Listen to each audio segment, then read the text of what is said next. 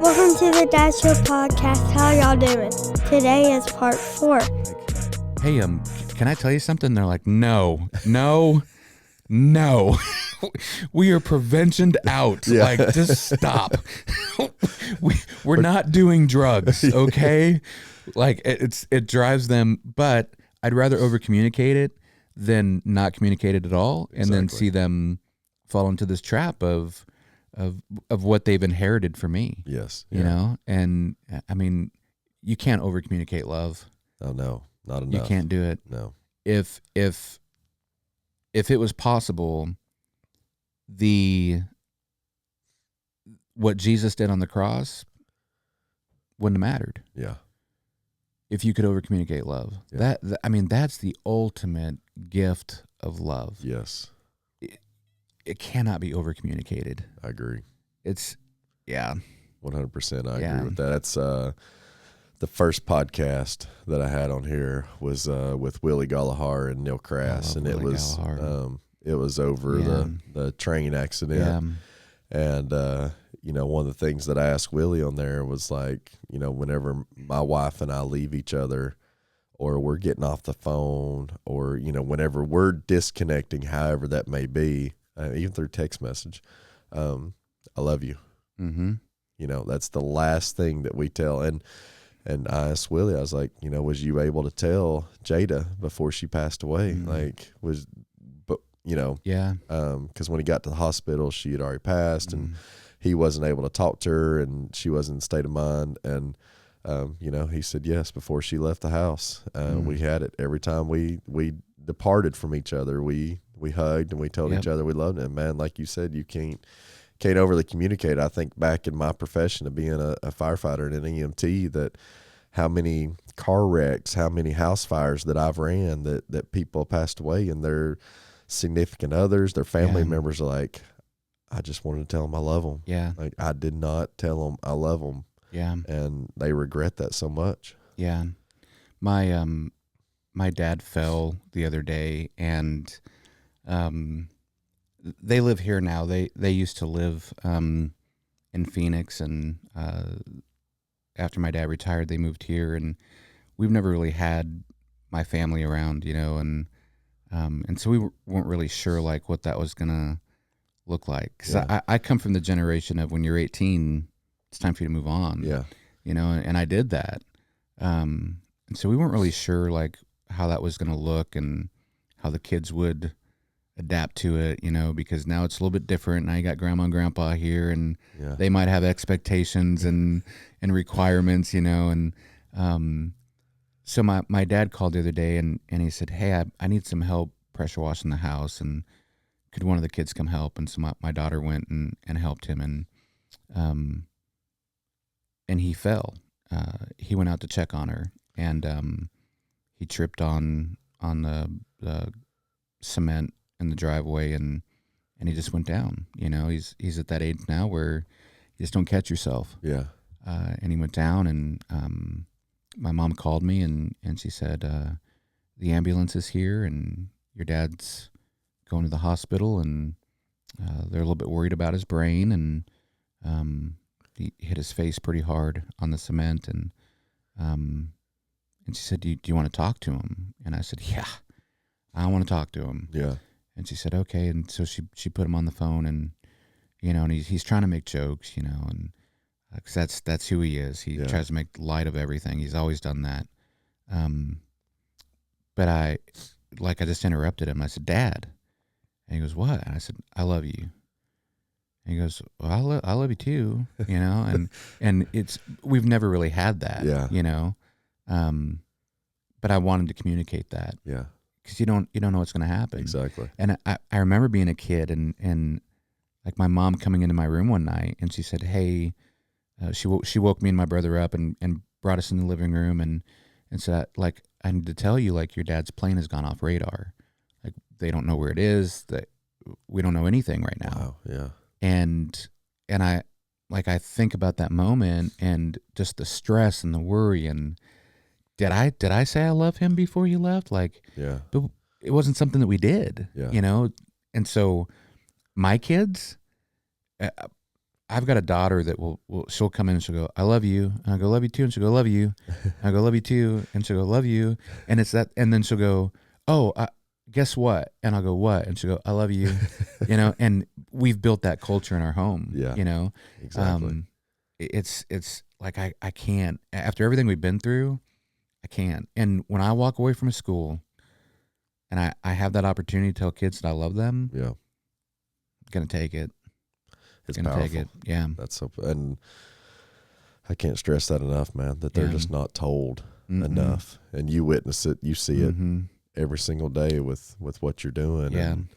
And it means so much. Like, I get so much outreach from people sending messages like, man, thank you. I've never been told that I love you. I've never been told I'm proud. I've never heard those words from my dad, and man, that just, like I said, that keeps the fire going to the true meaning of what God's put on this podcast is just that, showing love, showing that you care, showing that people that you're proud of them, and that they don't have to do anything. It's not my grace. Nope. It's God's grace that's pouring through me. Yes, the words are coming out of our mouths. Yep. But it's not us, man. Nope. It's not us. There is a higher, greater power than you can ever imagine. Love, not just the higher, greater power, but a greater love that is there, that I can't stress that enough. And I'll add to that. If you don't feel loved, I promise you, if you just spend some time with God, spend some time with some other believers, you're going to feel loved. Yeah. And it's what you said earlier, power through community. Power through community. Yes. You're going to feel loved. Yeah. And on top of that, I say this to my kids, and I say it to kids in schools, and to whoever wants to hear it. But if you're looking for the negative, you'll always find it. Yes. Yeah.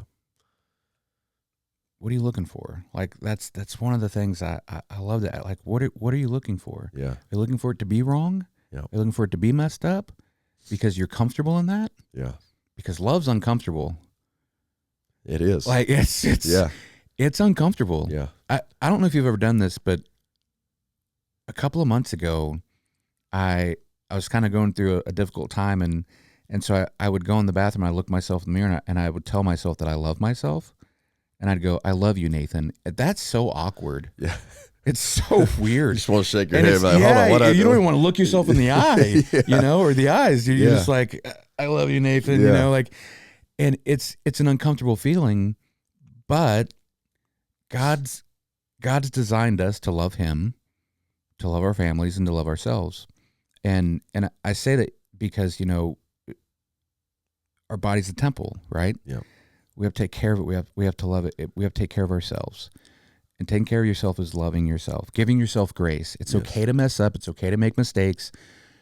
Give yourself some grace and move forward. Yes.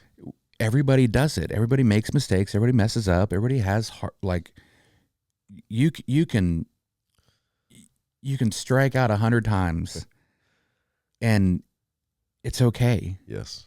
It's okay. You don't have to be so hard on yourself. Yeah. And I as a dad, that's so hard. I don't know if you go through that, but as a dad, I do. I'm tough on myself. I'm like, man, you did that wrong. You messed that up. You shouldn't have said that. Yeah. You got daughters. You never should have said that. Like, the minute it's just emotions. And I'm so hard on myself. But there's things that I do right, and there's things that I do well, and I know that. I know that because every night, every single one of our kids comes into our room to say, I love you. It doesn't matter what time of night it is. Yeah. If our oldest is out working late, whatever it is, she comes home, she'll wake us up. I'm home. I love you. Yeah. Wow. We've done something right. Yeah, I agree. As hard as we want to be on ourselves as dads, you got to give yourself some grace, man. And that's the hardest thing, and I'm sure that you go through it as well. Like, I think all the time, like, how I failed as a dad because my daughter has her disease. Yep. Oh yeah. Like not just my daughter, both of my kids have their disease. Like, of what they have to go through. Yeah. And then I have to remember that it's 100% all for the glory of him, not for me, or not, they are going through this for a reason. We are going through it together for a reason. And that's one of the hardest things that I've dealt with as a dad. Yeah. I mean, I mess up all the time. Yeah. I make wrong decisions. I raise my voice when I shouldn't. All the above. I fail every day, but like you said, learn from it and move on, and correct it. Did you grieve the diagnosis? That's a good question. I grieved Jake's diagnosis because when Cara was pregnant with Jake, I was so excited. We're gonna do football. We're gonna do basketball. We're gonna do baseball. Yeah. I don't know. I'm feeling a little froggy. We might even do soccer, right? Like, I was so excited. Yeah. And he's born and he has no interest in any of those things. And I'm thinking, well, he's young. He's all right. That's fine. The Wiggles can take precedent for now, but soon it's going to be football and basketball and baseball. Yeah. And he never became interested in those things. And at that young of an age, and, there's no little league. There was no, I don't even know like little football is, what it's called, but there was none of that, nothing.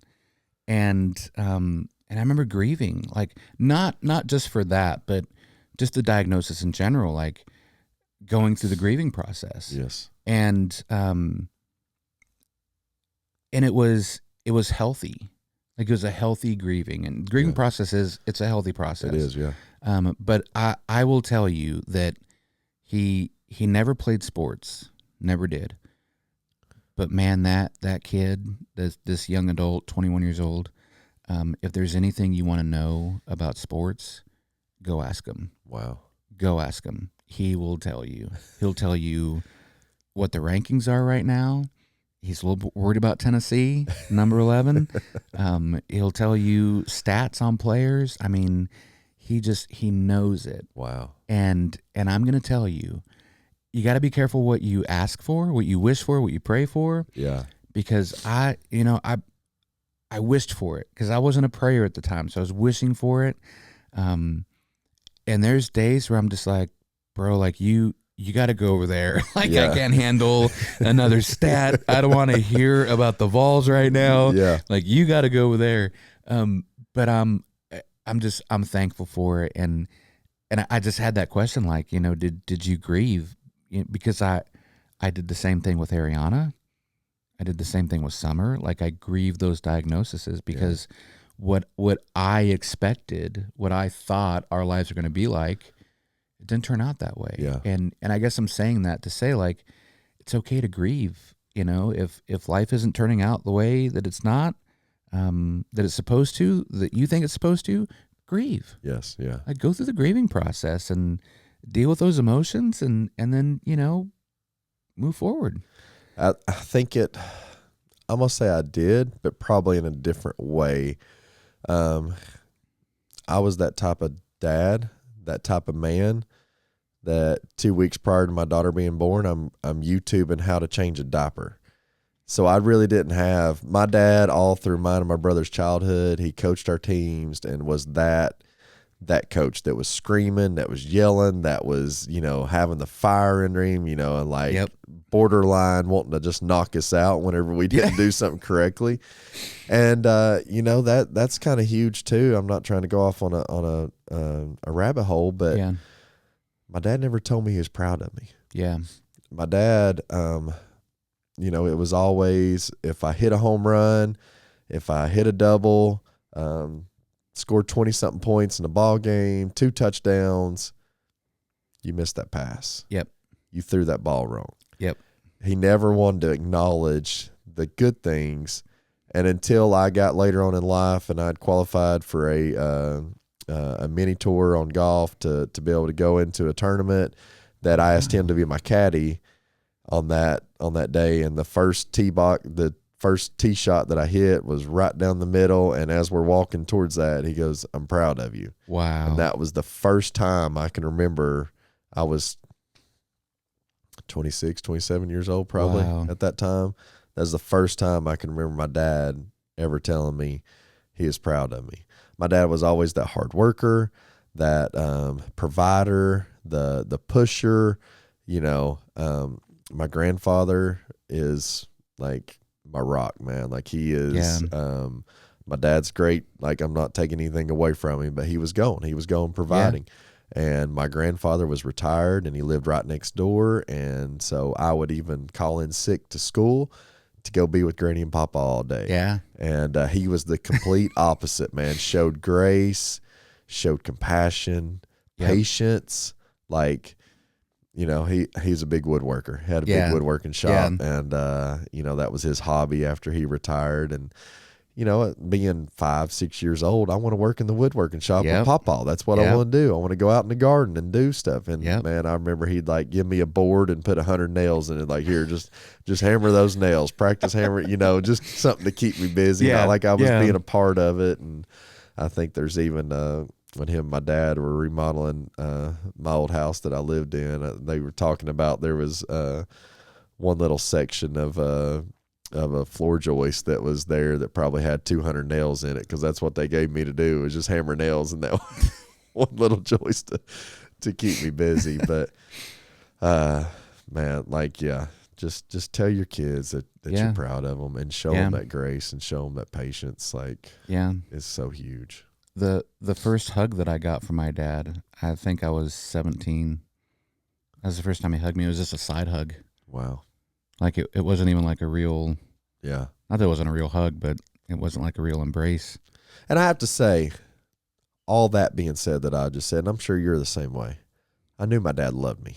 Oh, I know for sure my dad loved me. And for a long time, he traveled all the time, and I was so mad at him because he was gone for most of my life. Yeah. He had a real cool job in the Air Force, and he was just gone. And, he retired. When he retired, I was 16 when he retired. And then that was just it was different, and I remember telling him one time, I'm like, you're not even my dad. Like, you're just some guy that traveled. Now you're here, and exactly. Don't discipline me. Like, I've been running my life the way I'm supposed to run my life, you know?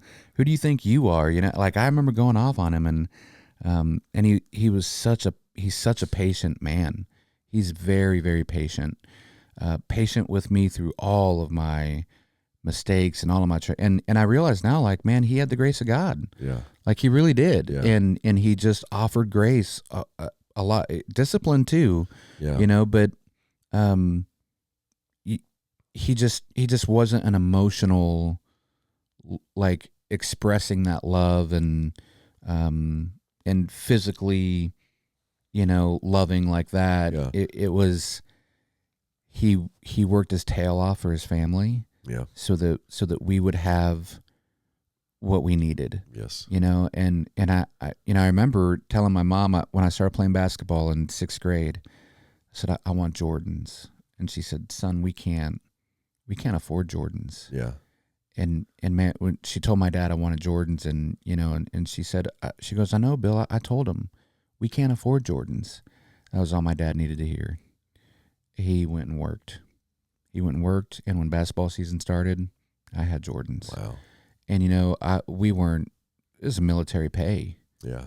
And so what I know now is that he wasn't just working in the Air Force. He was going to do side jobs to make extra money so that we could have the things that we wanted and needed. Yes. And I know that. And my dad, nature and nurture, right?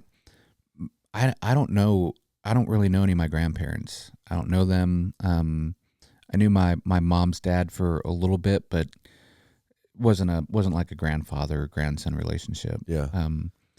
But my dad learned to work really hard and show his love through that. And because he was physically abused as a kid. Okay. And he didn't want to be physical in any way. Yeah. He just didn't want it. And that's changed. I see him hug on his grandkids all the time, and grandkids are changing. What? Yeah. But I realize as an adult that my dad learned how to be a dad from his dad. I learned how to be a dad from my dad.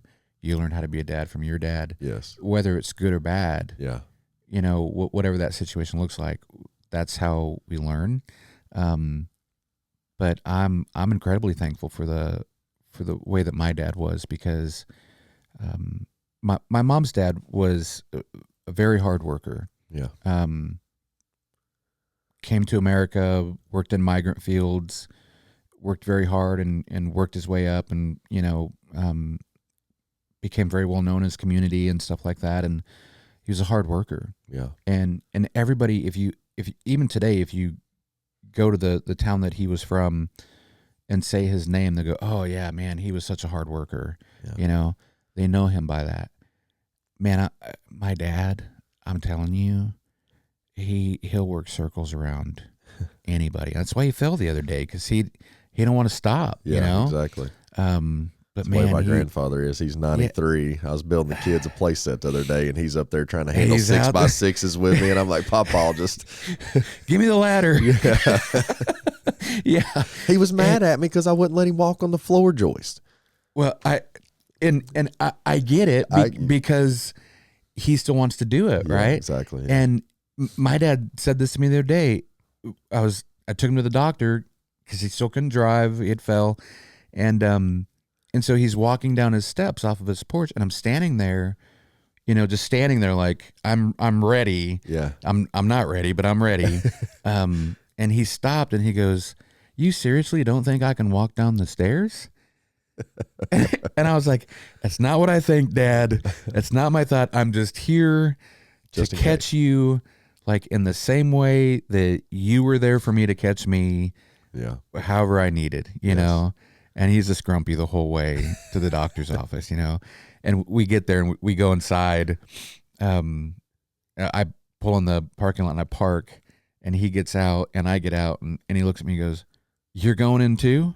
And I was like, "Well, yeah, I'm not going to sit in the car. Yeah, I'm going to go in, and I want to hear what the doctor tells you." Exactly. So you can't lie to me. That's right. So you can't lie to me, you know. And it's this weird transition now. Yes. Yeah. Where you like, and I told my wife, it's so hard. I told my wife, I said, this transition, these are the words I said. I said, this transition could not have started to happen at a worse time, because I'm trying to build this business, and I'm out of town, and I can't be there. I can't go provide for us and then be here and take care of them. Yeah. Because my mom has her own stuff going on, and this is where, like, I'm telling you, a godly marriage. She said, "I got it. Wow. I will take care of them." Wow. And I told her, I said, "It's not your responsibility." Here I go, right? It's not your responsibility. They're my parents. Yeah. And my wife, her parents were never really parents. Yeah. She went through what a lot of these kids are going through today. And I think that's why she had the ability to sit me down and say, "You got to choose." Yeah. You know? But she said, "Your parents have been more parents to me than my parents have ever been. Wow. And I will go take care of our parents." Wow. And I went, "Well, that sounds weird, but okay." Yes. But then you're thanking God for that, yes. you know, that she is that way. And yes, unfortunately, her unfortunate situation, yeah, you know, what she's had to go through, but how powerful is that she's, yeah, you know, and that's huge, man. On a note that I just had whenever you said that is, thank you for coming to watch part 4, and come back tomorrow for part 5. Thank you for listening to the Dad Show podcast. Thank you for listening to the Dad Show podcast. Please like, review, and subscribe.